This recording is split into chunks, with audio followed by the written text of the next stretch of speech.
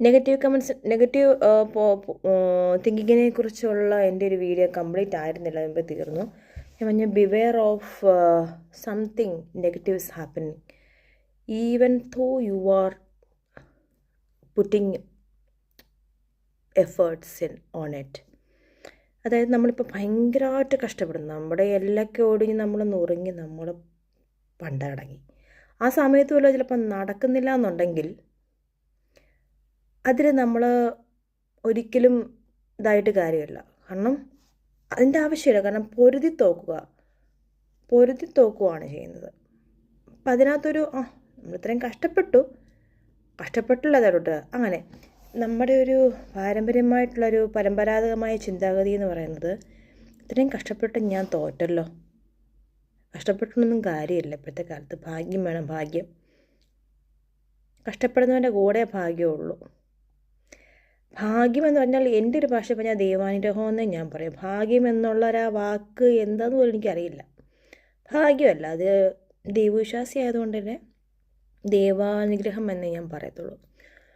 പക്ഷേ ഞാൻ പറയുന്നൊരു കാര്യം എന്ന് വെച്ചാൽ എത്രയൊക്കെ കഷ്ടപ്പെട്ട് എത്രയൊക്കെ സുരക്ഷിതമായിട്ട് എത്ര ടെക്നോളജിയൊക്കെ ഡെവലപ്പ് വളരെ വളരെ വളരെ എക്സ്പേർട്ടായിട്ടുള്ള ആൾക്കാരെ കൊണ്ടുണ്ടാക്കിയൊരു വിമാനം ഒരു കപ്പലൊക്കെ ആണെങ്കിലും ലൈഫ് ജാക്കറ്റും ലൈഫ് ബോട്ടും എമർജൻസി എക്സിറ്റും എല്ലാം ഇതിനകത്തും ഉണ്ട്. കാരണം തോക്കാൻ ചാൻസ് ഉണ്ട് എന്ന ആ ഒരു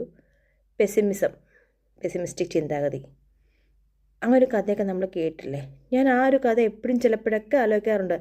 നമ്മൾ എത്ര ചിലപ്പോൾ കഷ്ടപ്പെട്ടാലും നമ്മൾ എത്ര വേദനിച്ചാലും ചിലപ്പോൾ തോക്കും. പക്ഷേ ആ തോൽവി അത് ചിലപ്പോൾ കുറേ പാഠങ്ങളുമായിട്ടായിരിക്കും വരുന്നത്. ആ പാഠം അങ്ങോട്ട് പഠിച്ച് തോൽവി അങ്ങോട്ട് പറഞ്ഞു വിട്ടേക്കുക. നമ്മൾ ഈ ലെറ്റർ ബോക്സിൽ ലെറ്റർ വന്നിട്ട് ലെറ്റർ എടുത്തിട്ട് ആ കവർ അങ്ങോട്ട് കളയുക എന്ന് പറയുന്നത് പോലെ. പക്ഷെ എവിടെ നിന്നാണ് വന്നതെന്നും കൂടെ നമ്മൾ ശ്രദ്ധിക്കുമല്ലേ.